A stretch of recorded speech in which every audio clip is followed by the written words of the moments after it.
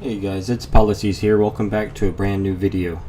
For this video, I really wanted to talk about, for a while, about the US elections third-party candidates. We're talking about Jill Stein, the Green Party nominee, and Gary Johnson, the Libertarian candidate nominee. The funny thing is, when they first entered the election, they got a little bit of publicity. They were something new to kind of contrast from Donald Trump and Hillary Clinton. It was kind of interesting. But then after, the media did give him some chances on Fox News and MSNBC, and Gary Johnson's had his opportunities to kind of show people what kind of man he is. I kind of quickly figured out that both of these people are really low in the polls, not because they're not able to get the type of media they want, or because they're not able to get the type of money that they need, which is definitely an issue, don't get me wrong. It's really because both of these candidates are, especially Gary Johnson, really stupid. They are misinformed on many issues. They're not inspirational people. And they don't stand a chance at all, a zero chance of winning, and that they both have hidden motives for other things. Gary Johnson, I mean, if you just look at this guy's face, you could tell he's kind of a moron. There was this whole incident in which he didn't know where Aleppo was, and running for president, that's just downright embarrassing. I mean, if you look at the video and you see his face, the guy is like a deer in the headlights. He's just completely lost. I don't know why somebody want to vote for him. He says he's a libertarian, but really he's not. He's just a con man, really. He's not a libertarian. He's actually very supportive of government. You could see that when he was the governor for New Mexico, and he doesn't believe in climate change. He actually thinks the weather's just kind of changing. He's really stupid. And the media kind of just brings him on TV shows just to get a good laugh out of the guy, because if you just looking at his face, you could tell he's just not all there. And just recently, he was on some libertarian forum on MSNBC talking with Chris Matthews, and he's a pretty good journalist, right? I mean, he asks good questions. He makes politicians answer questions. He won't let them dodge questions. And he asked Gary Johnson, who's your favorite foreign leader? And Gary Johnson just looked like a deer in the headlights again, like he just saw a ghost, and he got all frantic, and he didn't know what to say, and he just bumbled around like a moron, and he just brought shame to himself. He just showed the whole world that he doesn't even know who the good guys are from the bad guys. He doesn't know what good and evil is. He doesn't know what a good policy is. He couldn't name one person. This guy is just in a completely different world. And the sad thing is is Gary Johnson is he does have like 10% of the U.S. Votes behind him. I mean, he's taking votes away from Hillary Clinton, somebody that should be elected because, she has strong positions that will benefit the middle class and fight global warming and ensure we don't kick out 11 million Mexicans. This guy, on the other hand, he doesn't have any idea what's going on in Syria. He doesn't even know he doesn't have a plan. Regarding domestic issues, he doesn't really have a plan regarding healthcare. He doesn't really have a plan regarding Social Security and how to boost the economy. He's just kind of his own world, and I think he has a hidden motive, and I'll get there in a minute. But back to Gary Johnson. So this guy, if you just look at him, you could tell he's just not really into the race. He's just kind of going through the motions. I mean, this is an unemployed man, right, who did very poorly as the governor of New Mexico. When he was the governor of New Mexico, unemployment skyrocketed. More people got on food stamps. I mean, he pretty much wrecked the economy. It wasn't in good shape anyways, but when he left, it was actually in worse shape than when he stepped in. He just was the governor. He just caused a lot of damage, and then he left. He had nothing to do. Nobody wanted to hire the guy because you've already heard some of the things he said. He's just not all there in the head. And I don't want to make fun of handicapped people. I mean, I understand, but this guy thinks he's presidential material. But he's the most boring guy in the world. And a lot of people say Hillary Clinton's boring and she doesn't have any charisma. But Gary Johnson is even worse. It looks like he's just high all the time. He's going to just pass out any second. I really don't understand why he even has 10% of the vote. I could see why Jill Stein has 1%. She's a lunatic, and she's constantly bashing Clinton and saying that Clinton's just as dangerous as Trump, which is absolutely not true. She lies a lot. But you know, I could see why she's 1% in the polls. But for Gary Johnson to be hanging on 10%, I mean, that just shows you that there's a really dumb part of the population out there in America. This guy is completely unfit to be president, and I'm actually shocked that the Libertarian Party, which I've lost all respect for, has chosen Gary Johnson to be their main guy. I mean, I didn't really look into the other candidates for the Libertarian Party, but they could have found somebody a little bit better than Gary Johnson. I mean, this guy is he just screams he doesn't care. You know, he's not really in this to win it. He called Donald Trump a pussy twice, and he thought it was cool, and he thought it would attract the young people, but, you know, it really didn't. And a lot of the young people are starting to smarten up. And even the people that really, really hate Hillary, the kind of moderate Democrats, are starting to smarten up and realize that Gary Johnson is not the answer to their problems. And Jill Stein, who's just too far left and who has no idea how she's going to pay for different things, and could never pass anything for Congress, can't get elected at any office, is just as bad. So Gary Johnson is just one of those guys in which he should drop out and either support Hillary Clinton or Donald Trump. And of course, if he has any type of brain, he should grab his 10% of supporters and get behind Hillary Clinton to ensure that Donald Trump is not elected. That's what he should do. And if he did that, it could help his political career out significantly. He could run as governor again in a different state, or he could possibly get some type of cabinet position, which is unlikely because even the worst people in Hillary's cabinet is going to be much more intelligent, more accomplished than Gary Johnson. But at least Gary Johnson would do some good to the world, right? He would be accomplished if he gave his voters over to and actually endorsed Hillary Clinton. His name would be in history then as the guy that did the right thing. But for him to keep running, there's a hidden motive, and the hidden motive for Gary Johnson is I think he wants to run against Hillary in 2020. You know, if Hillary wins. The reason is that I think Ted Cruz has kind of discredited himself when he came out and endorsed Donald Trump after Donald Trump insulted his wife, called his wife ugly, and said that his dad was in part of assassinating JFK. And then Ted Cruz, being a political mastermind that he thinks he is, came out and endorsed Donald Trump. So he pretty much destroyed his name with moderate and never Trump supporters. He was that last hope on the conservative side to counter Trump, and he failed miserably. So he's kind of shameful. And Marco Rubio is pretty much just as bad. And Kasich, although I disagree with everything he says, and I think he's more dangerous than Donald Trump would be in office because he's like a true hardcore conservative, I kind of respect him just because he's sticking to his principles and sticking to his morals and standing up against Trump and pretty much saying Trump wouldn't be a good leader.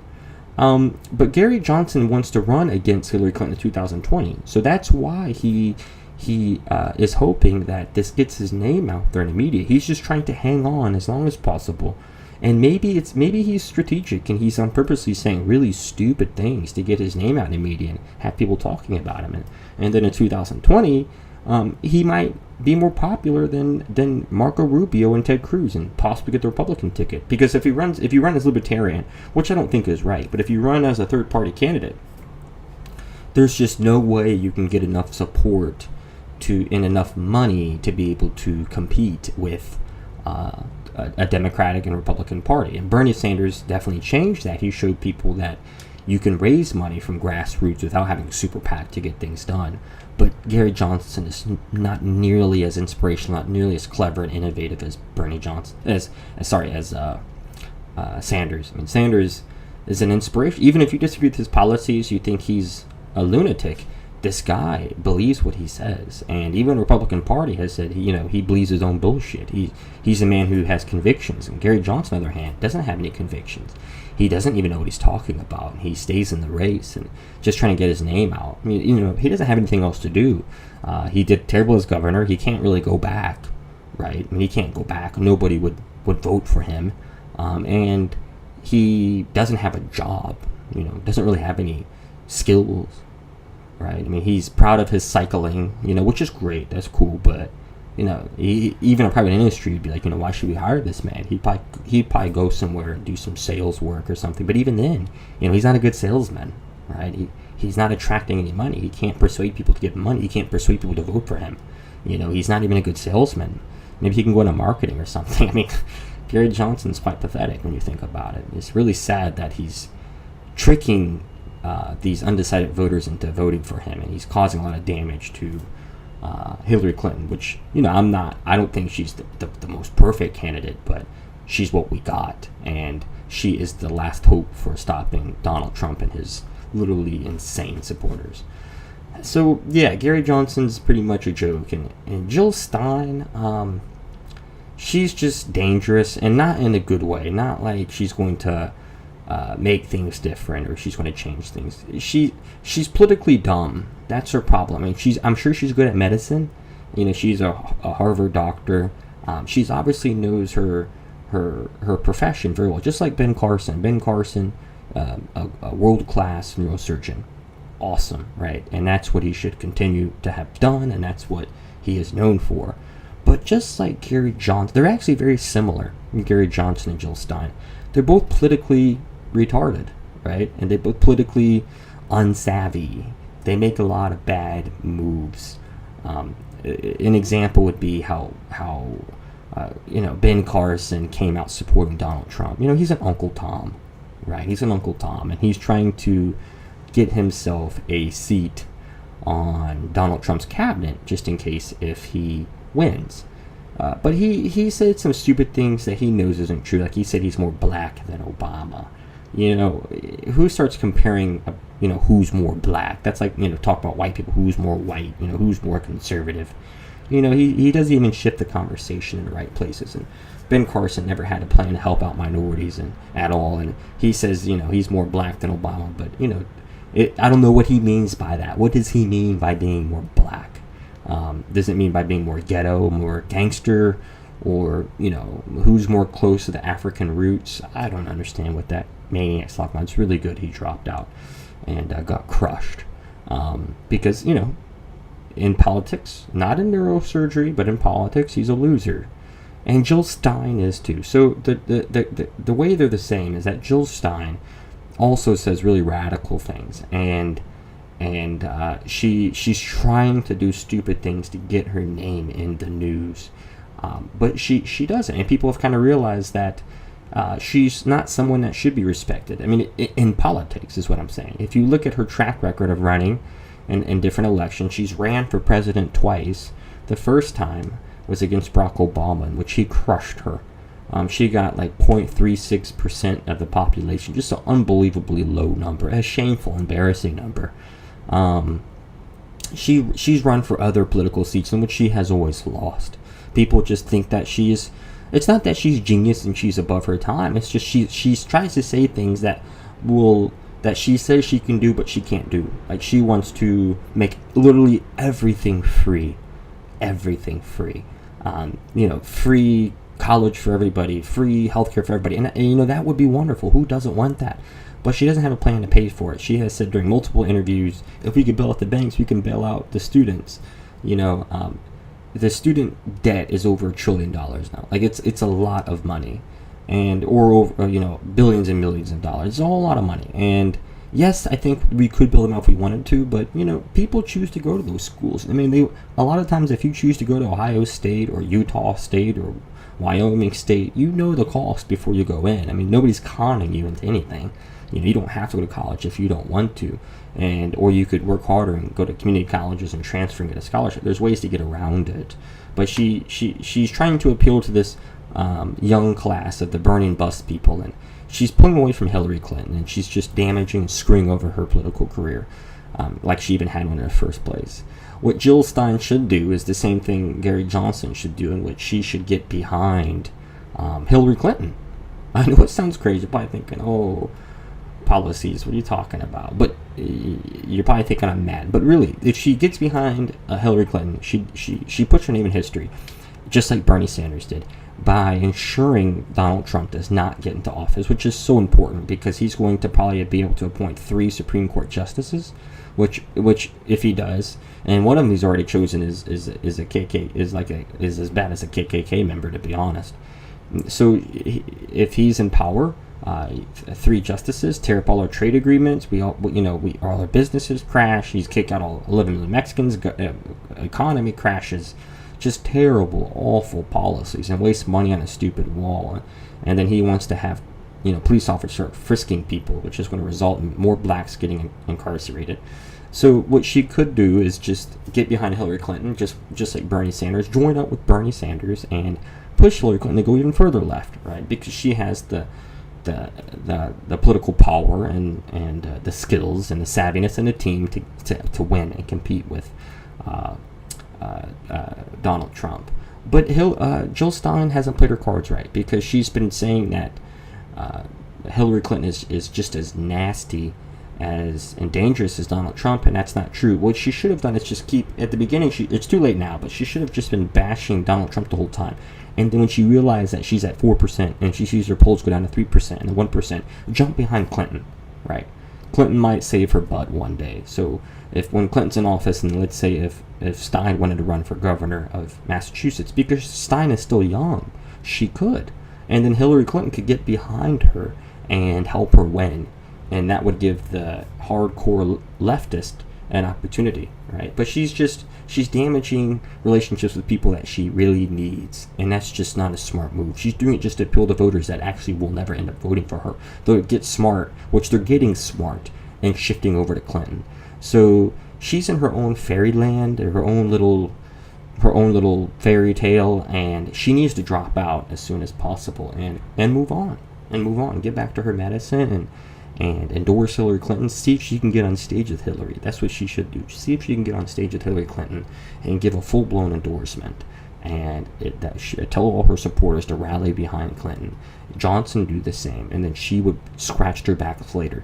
I know a lot of people are thinking that, we don't like them. We don't like Clinton. We don't like Donald Trump. But when you think about it, if you hate Donald Trump, the only way that you could possibly stop him right now is through Hillary Clinton. There is not enough time for Gary Johnson and Jill Stein to actually build a campaign that can compete with these powerful people, right? So that's what they should do. And then Jill Stein be making a long-term political investment with Hillary Clinton, and so would Gary Johnson. It would actually catapult their careers if Hillary Clinton got in office. And it wouldn't undermine their authority with radicals on the left. Just like Bernie Sanders. Yes, he got a lot of backlash when he endorsed Hillary Clinton, but his people have pretty much 80-90% now are now behind Clinton. People aren't really ridiculing Bernie anymore, besides some really, really far left people that just can't get over it. But Bernie Sanders is smarter than Jill Stein and Gary Johnson. He sees the future. He knows that if he would have split off into the Green Party or split off as an independent, he wouldn't have won, right? He would have taken, because Clinton wouldn't have dropped out. He would have taken half of the vote from Clinton. It would be 25% to 25%. Clinton would get 25% or 30% or whatever. And then Trump would have the majority, 40, 50, 60%. Bam, he's in office. It's worse, right? It's just a time bomb. And Bernie knew that. And no matter, and we both know that Bernie wanted it. A lot of people wanted Bernie to get it, but he didn't. He lost fair and square.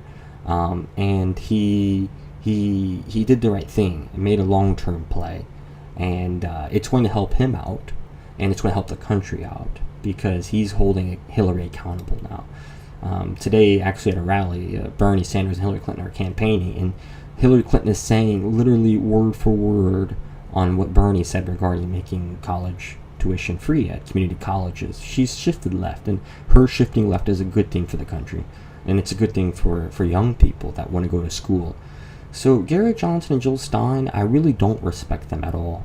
I really don't. And I really do think regarding politics, they're both complete morons. They're shameless. They're not playing their cards right.